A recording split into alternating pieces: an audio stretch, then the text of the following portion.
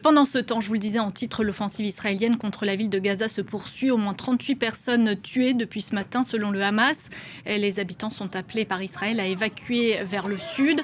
C'est dans ce contexte qu'une flottille humanitaire, la Global Summit Flotilla, composée de plusieurs bateaux, se prépare à rejoindre la bande de Gaza. À leur bord, des personnalités venues du monde entier, dont l'actrice française Adèle Haenel. Bonsoir Adèle Haenel, merci d'avoir accepté l'invitation de France 24. Pouvez-vous nous dire où vous vous trouvez aujourd'hui, où se trouve le bateau à bord duquel vous devez voyager? Est-ce qu'il a quitté la Tunisie? Bonsoir, on est actuellement toujours en Tunisie dans les derniers instants avant le départ.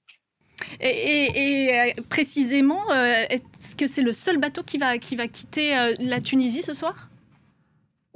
Alors non, pas du tout, c'est toute une partie de la flottille qui va partir d'ici. Ouais. Je pourrais pas vous dire précisément le nombre de bateaux, mais plusieurs dizaines. Ces derniers jours, plusieurs bateaux ont été attaqués par des drones au large de la Tunisie. Malgré le risque, vous souhaitez poursuivre cette mission humanitaire? Pour quelles raisons? Oui, certes, il y a un risque. Enfin, en fait, le risque est lié au fait que Israël ne respecte pas le droit international. C'est ça qui nous fait effectivement prendre un risque, parce qu'a priori, nous, on agit dans le cadre du droit légal international, enfin, le cadre légal du droit international, puisqu'on ne fait que, enfin, on ne fait que apporter de l'aide humanitaire. Si vous voulez, oui, moi, on est tous conscients, toutes les personnes qui sont ici et moi, on prend éventuellement un risque. Ce risque reste extrêmement mineur. Mis en regard de ce que peuvent vivre aujourd'hui tous les Palestiniens de la bande de Gaza. Si moi j'ai décidé de me joindre à ce mouvement, c'est tout simplement parce que je peux plus supporter de rester passive. Et pour moi, c'est un mouvement qui est... Enfin voilà, là j'écoutais les déclarations qui étaient faites. C'est vraiment un mouvement qui est ancré dans la dignité humaine, en fait. Tout ce qu'on veut, nous, tout ce pourquoi on est là, c'est pour faire en sorte de se battre pour la dignité humaine, et on se bat vraiment avec des moyens absolument pacifistes. C'est que des civils et de l'aide humanitaire sur des bateaux, on est absolument sans armes. Et voilà, on essaie de briser le blocus illégal qui est imposé par l'État d'Israël à la bande de Gaza. Si on en est rendu à faire ça, c'est parce que, évidemment, les États ne le font. Vous savez que les précédentes tentatives ont été empêchées par l'armée israélienne, les bateaux ont été interceptés. Qu'est-ce qui vous fait penser que cette fois, cela pourrait être différent? Mais en fait, le fait que ce soit, enfin, comment dire, nous, on fait ce qu'on peut à notre échelle. On est des citoyens. On a une charge sur les épaules là qui est énorme, qui devrait revenir aux États en fait.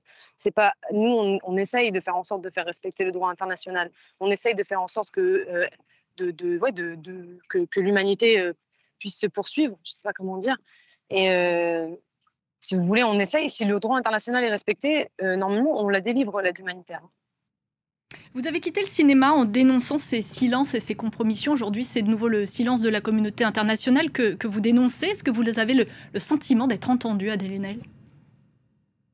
Vraiment, je ne dirais pas enfin, je pense qu'il y a beaucoup de gens qui manifestent, hein, on le voit dans tous les pays, l'énorme soutien populaire à la Palestine. Donc, je ne pense pas être solitaire dans mon cas. Je pense qu'en revanche, effectivement, au niveau des États, les réactions sont extrêmement lentes.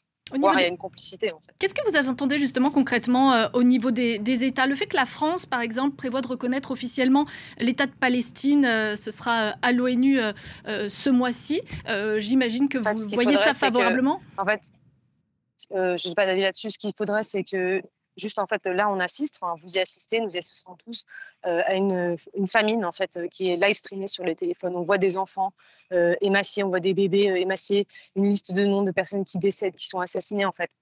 Enfin, comment dire, reconnaître l'État, ok, très bien. Mais en fait, là, ce qu'on veut, c'est juste la fin du génocide, en fait, la fin du blocus. C'est ça que les États doivent faire de toute urgence. Et en fait, là, on en parle. Et c'est comme si on pouvait s'inscrire dans un temps long. Mais on ne peut pas s'inscrire dans un temps long. C'est maintenant, là. C'est maintenant, tout de suite. En fait, c'est aujourd'hui, c'est demain. Il y a une accélération. Vous l'avez dit vous-même dans votre journal, en fait. Il y a eu un ordre d'évacuation de la ville de Gaza. Toute la ville, en fait. C'est des millions de personnes. C'est maintenant qu'il faut agir. Donc moi, je suis très fière de faire partie de ce mouvement qui est pacifiste, qui est humanitaire, qui a une coordination civile. Et je suis très fière d'en faire partie. Et j'espère que ce mouvement va permettre, va permettre de briser le blocus. Mais si ce n'était pas le cas, il faudrait que les États prennent leurs responsabilités, en fait, et qu'ils le fassent eux-mêmes. Vous l'avez dit, vous n'êtes pas seul. Il y a de nombreuses voix anonymes qui dénoncent ce qui se passe à Gaza. Il y a aussi des figures comme l'actrice américaine Suzanne Sarandon ou la militante suédoise Greta Thunberg qui participent également à cette flottille. C'est un geste finalement essentiellement symbolique selon vous et important que des personnes ayant une notoriété manifestent et se mobilisent? Symbolique, non, on fait partie d'une équipe dont l'objectif est clair. Je veux dire, l'objectif, il est de briser le blocus illégal. Donc, moi, j'ai mon rôle là-dedans, comme toutes les personnes qui sont ici ont leur rôle. Je pense que ça. Mais le fait que vous soyez un nom est quand même important. Est-ce que vous aimeriez que davantage de personnalités publiques se mobilisent? En fait, comme vous l'avez dit vous-même, la mission comporte un certain danger du fait que nous avons pu assister à de nombreuses reprises au fait que l'État d'Israël ne respecte pas le droit international, qu'il a déjà commis de nombreux actes de piraterie dans les eaux internationales en arraisonnant des bateaux des flottilles précédentes. Donc en fait, si moi je suis là, c'est aussi dans l'objectif d'attirer l'attention sur ce qui peut nous protéger, en fait, donc sur la flottille. Moi, parmi d'autres. On se demande souvent ce que peut faire la culture face au fracas et la violence du monde. Elle reste une arme, selon vous, outre ce type de mobilisation. Vous attendez également quelque chose du monde de la culture?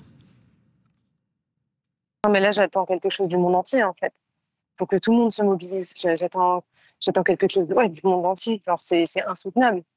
Donc, on s'organise pour faire en sorte de participer à des initiatives citoyennes ou des manifestations, de mettre la pression sur les gouvernements de telle sorte à ce qu'ils soient obligés en fait, de prendre leurs responsabilités et de cesser la collaboration avec l'État génocidaire d'Israël. Merci Adèle Haenel d'avoir été notre invitée. Votre Merci appel beaucoup. a très probablement été entendu par nos téléspectateurs.